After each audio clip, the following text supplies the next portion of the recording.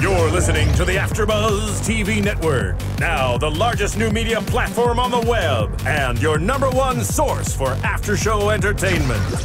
Very good, Keith Johnson.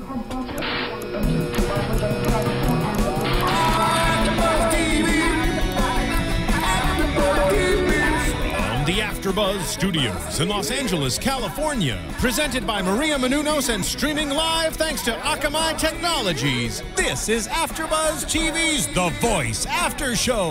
We'll break down tonight's episode and get you all the latest news and gossip. And now, another post-game wrap-up show for your favorite TV show. It's AFTERBUZZ TV's The Voice After Show. Welcome to AFTERBUZZ TV, everybody. I'm Christian Rosenberg with a very special edition of The Voice AFTERBUZZ. Joining me on the phone right now, a lovely, talented woman who rocked out on YouTube, and that escalated her all the way onto this season's The Voice, where her arrangements of some of these songs were beyond belief, and it got her all the way to the finale. Christina Grimmie, at The Real Grimmie on Twitter, joins me right now. Christina, how's it going? Hey, I'm doing good. How are you? I'm doing great. Let me ask you, what was a crazier experience for you? This season of The Voice or going on tour with Selena Gomez? You know what? They're both very, very different. Sure. They were both, I'd say, equally as crazy, but I feel like The Voice was a little more hectic. Mm-hmm. I feel like I had more downtime on tour, and then when I got to The Voice, it was like work every single day. So they're totally different ball games. But you seem like the person that embraces all the work. Like, you seem like the type of performer that if you have more than a day off, you're kind of getting all fidgety and be like, I need to do something. I need to work on something. Because you're always working. You're always arranging things. Yeah, I mean, when I'm presented with work, of course, I do that work to the best that I possibly can. However, I'm not going to complain about a day off or two after that experience. It was a lot, but it was definitely worth it. Definitely worth it. Well, I mean, has it kind of sunk in yet that you actually might have a few days off now that you don't have to go into rehearsals and perform next week? Yeah, you know what? It's great. I actually have my friends out here with me. I'm back home, and I'm just enjoying the rest, you know, and enjoying the interviews, of course, because I have phone interviews and things like that, like this one, which is great. Yeah. But, you know, it's just nice to just, you know, be at my house and talk on the phone and just rest up.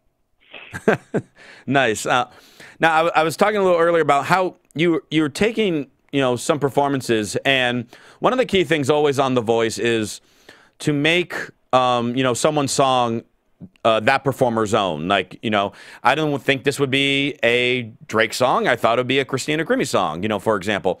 And I don't remember anyone who did that better than you. Like, you had arrangements of some of these songs where I'm just like, it made me forget the original version because it's just like, this is so different than the other one. Well, like, what is your secret in doing that?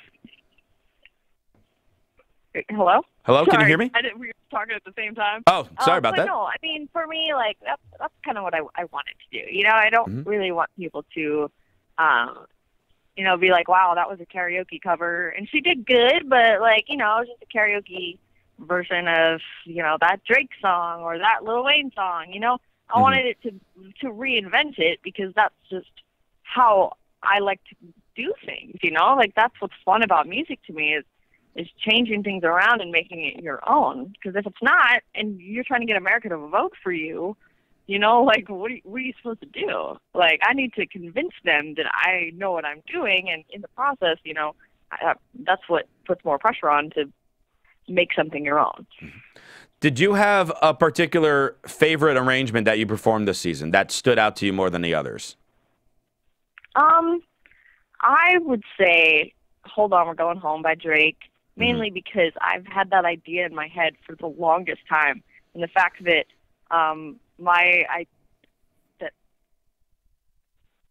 sorry, my phone just like glitched on me. But the fact that I was able to I had that in my brain for like so long, you know, and the fact that I showed Adam and he was just so receptive and he liked it. And I don't know, it was just really cool to be like, wow, they liked my idea. Like, that's confirmation that maybe I know what I'm doing a little bit. Well, yeah, well, clearly America, loved your ideas, and they, also loved the ideas and performances of your fellow finale mates, Jake and Josh. In your personal opinion, do you feel that America got the final 3 right? You know what? There's no way that I can single out anyone, and I'm not saying that to just be safe, but I feel like everyone on this show that I've met are some of the best singers I've ever been able to work with. And I feel like Jake and Josh have the greatest attitudes about everything. Like Josh, I mean, I know a lot of things were glitching with iTunes. I'm sure you've heard that. And his iTunes wasn't set up right. It was, and he was upset about it, of course. Like I would be too if it was going to mess with the voting and stuff like that. But you know what, Josh I never saw him complain about it. Like, he was just a good sport, and he was like, you know what, whatever happens, happens. And I was just like, that's just awesome, And Jake, of course, is like country gentleman. He's just awesome. Like, I don't know if anyone could not like Jake. The guy gave his car to his grandma. I mean, what? I'm sorry? The guy gave the car that he won to his grandmother, for crying out loud. Exactly. And that's just the kind of person that he actually is. And like, I don't know. And of course, because it's a singing show, they are both phenomenal singers. And Jake is just, his heart is country, and people can see that. And that's why Blake loved him. And I feel like that's why America loved him so much. And yeah, you grew, had a great connection with, so many of the, the performers on the show. In particular, you had a very close relationship with Bria and Tess. When I spoke with both of them earlier this season, they were talking about how close the 3 of you all became. And we saw earlier in the season how upset you were when they got eliminated. What was it like, on finale week, getting a chance to really reconnect with them and to have them there for you while you performed on the finale? It was amazing performing with them because honestly, performing with them is like the least nerve-wracking thing possible because they were my best friends, and Jake Barker as well. He was my other like best friend, and that's why I was like, I have to sing with them. And it was just like we were just putting on like a really fun show, and that's exactly what it was. And I got to do that with some of my best friends that I've made from the show, and it was just that was a huge highlight of, I think, this whole Voice experience for me. Yeah, and another experience is you got to spend the entire season working with one Adam Levine. And yes, I mean, what kind of a relationship? Because you guys had a very, kind of connected relationship because you both like to think outside of the box and create these, unique arrangements of songs. I'm curious, right. What was the relationship like off the camera? I mean, was it just as like fun and creative on camera as it was off? It honestly was. Adam is one of the funniest people because he's so all over the place. Like, it's hilarious. And he's just a funny person. And I feel like, I just feel like there couldn't have been a better coach for me, to be honest. Like, I love Shakira, I love Usher, and I love Blake. But I feel like I could not have gone with the better coach. Like, I mean, Adam is just great. And we just work really well together. Our chemistry on camera is actually, it's probably more funny off camera, to be honest with you. Well, share something. Share some funny story that happened off camera. I love to hear that. If it's appropriate. Oh, well, of course. I mean, he just gets really off topic really fast, and then we'll just like, I think when we're on camera, we're a little more focused, and when the camera's off, it's like he's more goofy, and it makes me want to be more goofy. Like, he just makes fart sounds all the time, and I do that normally. Like, I just like to make fart noises. Interesting. And so we would just do that out of nowhere, and it was just, I don't know, it was just funny. All right, well, let me get your honest opinion. I asked Kat Perkins about this a couple weeks ago. I want your honest opinion. The blonde hair, yay or nay? For Adam? Yeah. I mean, it's half yay, half nay. Because he just works the brunette thing so well that going that blonde, like, shocked some people. But, you know what? He can do what he wants. He's Adam Levine, and he can pull it off. Well, you're going to get ready. I mean, how much time off do you get before you actually now have to prepare to go on tour? Because it's not much time. It's really not. I have about 2 weeks off, maybe 3 weeks. Mm-hmm. And then I fly out for rehearsals somewhere. And so, I mean, that's going to be a whole other long process. But at the same time, it's tour. You know, that's what every musician dreams of, is going on tour and playing shows every night. Right. So that's going to be super fun. And are you planning on doing any original music on the tour, or is it just going to kind of be the songs that you were performing this season? Unfortunately, no. I'm most likely not going to be any originals, but mainly just the songs from this season. Mm-hmm. Well, let me put you on the spot here. You get to make one big single that you get to perform on the tour, and you could pick one person from this season to collaborate with on that song. Who would you choose? Who would make the most powerful Christina Grimmie featuring blank song? Are you saying from contestants on The Voice, or just in general, like anyone? From contestants on The Voice.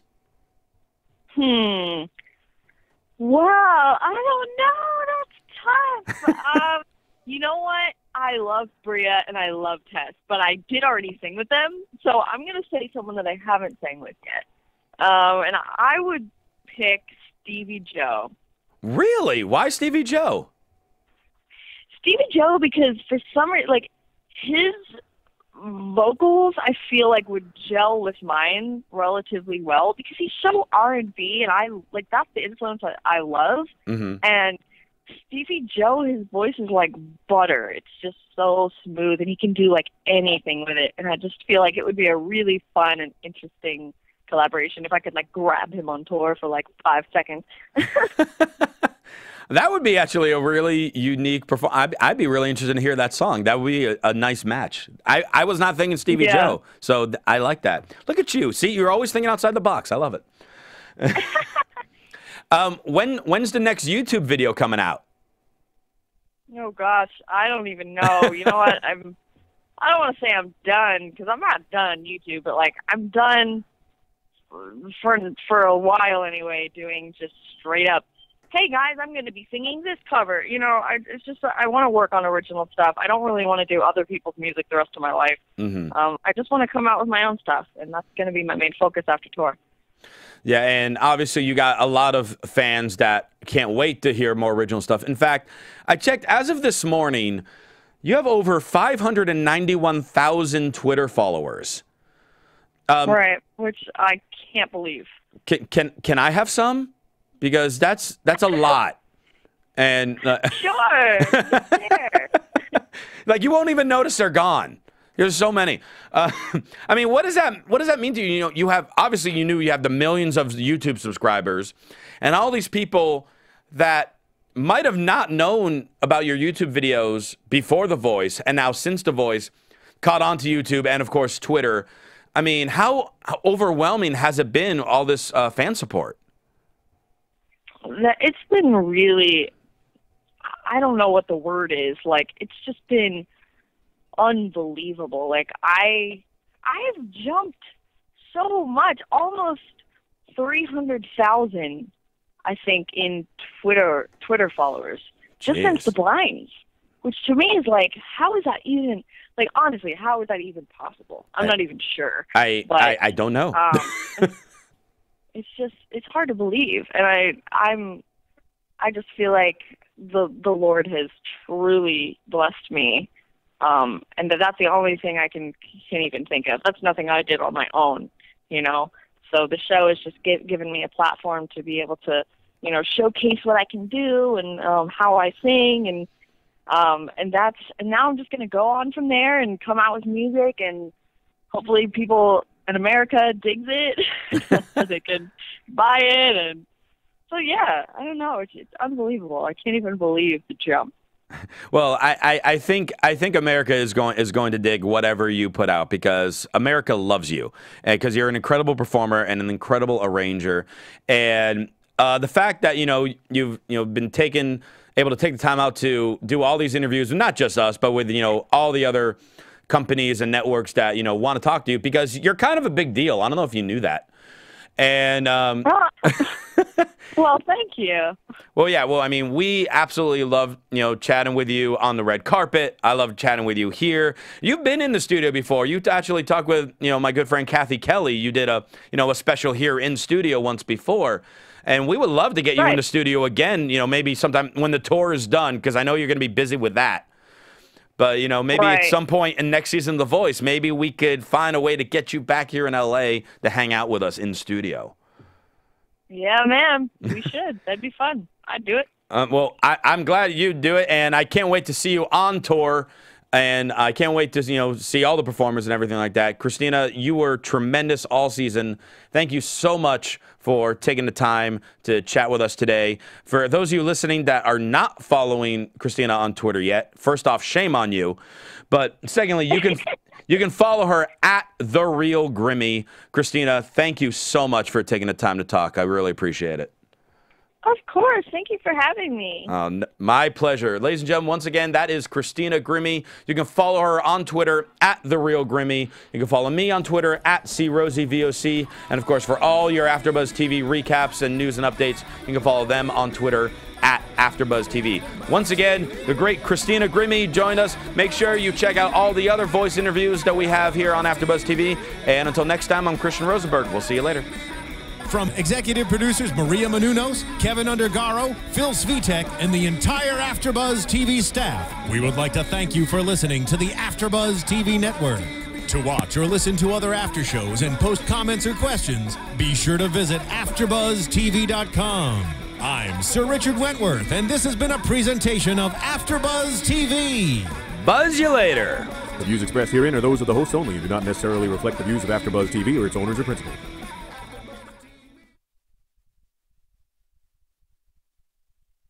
Thank you for watching AfterBuzz TV on YouTube. For more of your favorite after shows and interviews, subscribe to our channel here, and be sure to share your opinion on the episode in the comment section below here.